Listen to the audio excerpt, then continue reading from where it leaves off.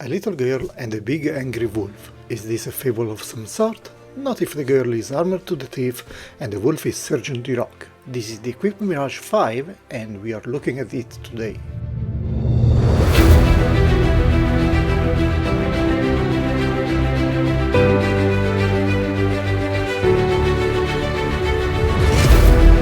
Let's open the box, which is not different from most JOYTOY uses for other one-eating figures. And in the plastic blister we can admire Sergeant Duroc and Lieutenant Margot Berthier.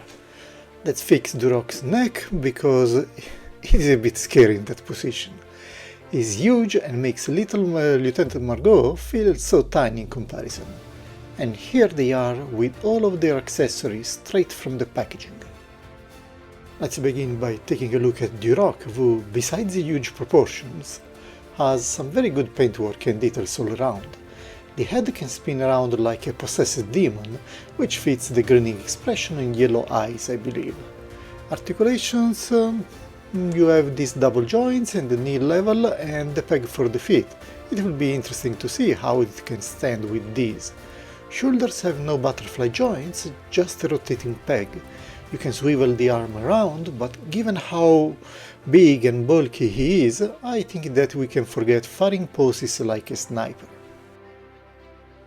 But if articulations can be limited, I love the plethora of details, from the armor plates on the forearms to the uniform, including different attached tools, belts and straps. Everything is well detailed and really, it seems that the huge werewolf is filling the suit with his bulky body. He's a beast, in all senses. The backpack will look big on a normal one-eating figure, but it looks small on him. Nice touch that you can even extract the knife and make him wield it with one of the gripping hands. Nice tail on the back, but this huge angry head is the selling point for me, no mercy for his enemies. But in addition to knives and nails, Duroc is also armed with these two huge futuristic guns. Duroc steals most of the show in this review, but Lieutenant Margot is not a secondary character at all. She looks tiny, but he is also very nicely made. Face is sculpted, uses a different technology than Duroc for sure, but the body is also well painted and articulated. Even with the many straps and armor, JOYTOY has been able to make the figure quite flexible. Yes, no butterfly joints, but the slender figure should make it a bit easier to wield her weapons. I see that in some cases, like the hip joints, the straps are not connected, which really solve a lot of potential problems. We save the illusion without compromising the practicality, which is a very good job. I really like the head too. She reminds me on how JOYTOY did the heads for the Sisters of Battle from Warhammer 40k line, and I think that it works better than what they did with Octavia, another Infinity figure. Full rotation without impediments, even if a bit pointless, and nice details for the hair, another plus in my book. Margot's main weapon is this big assault rifle, but she can also wield a pistol normally holstered on the leg. I honestly prefer the rifle, but it was always nice to have some options. When you put them side to side, they really strike a unique combination. Duroc is huge, while Margot looks tiny. Really, they seem to belong to completely different figure sides. I digged out a bit in the Infinity lore and I discovered that Duroc is a dog face that can transmute into a dog warrior and unleash untold violence during combat. The Mirage teams are small teams of special forces that perform surgical military operations. These Mirage missions tend to be fast, very violent and spectacular, with stealth as secondary consideration. And the Mirage-5 team, formed by Berthier and Duroc, is one of the oldest and most successful teams. Lieutenant Margot has a personal and deadly style, characterized by her absolute precision and an utmost perverse apparent lack of effort. In one of her missions she met Duroc, saw his potential and recruited him in her Mirage team. Since then, they have constituted a tight tactical team, covering each other's back. Margot is the brains and the markswoman of the team, while Duroc is the muscle and provides the psychological impact of extreme and sudden violence. So the key takeaway is, don't mess with these guys or you are dead.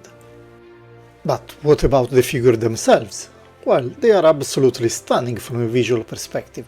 For sure, Duroc is easily standing out more, but I think that the duo is nicely matched from the lore.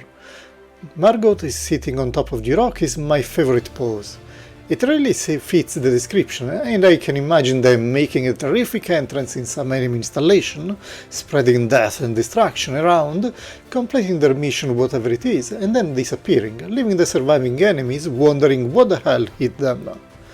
Margot detail in the armor side is also nicely made, and there are many details, nicely shaded armor plates, and with her level of articulation she is able to take many dynamic poses, from running and shooting to holding the pistol with dual hands. Duroc instead is a beast, and once you get it to stand, can hold quite a stable posture. The joints are not loose, and once set in place you can rest assured it will stay like this. You can see that he can carry Margot on his shoulders. Okay, not much of a heavy weight, but still a nice proof. And if you need, you can use the big guns to balance him. Really a pleasant surprise, and one of the most original setup I have on my shelves. No surprises when comparing to other 118 figures. Duroc belongs to another league, while Margot is quite comparable in size to other Infinity female figures like the Nocken Team Girl and Octavia, who I reviewed in a past video, check it out. Focusing on Duroc instead, it is easy to see, like outside of the Infinity lore, he could be a good fit for 112 figures. Here you can see him compared to the Task Sentry Officer and Archimedes, the first from Cosmic Legions, the other from Mythic Legions. Archimedes is ogre scale, so quite larger than normal 112 figures, so it makes sense for him to be topping over Duroc. But comparing to normal 112 figures, like the Sentry, instead Duroc could be a good fit in the same display case. To be honest, I was initially considering him just for that, a werewolf character among my Cosmic Legion figures. Then I saw that he is a great combination with his smaller boss, Lieutenant Margot, and left them together. JOYTOY Infinity figures do not seem to be as successful as Warhammer ones, which is a shame, especially in this case, but at least you can find them at very good prices these days. Take your chance and you won't regret it. Having said that, I wish you a nice rest of the day, and don't forget to drop a like and subscribe to the channel.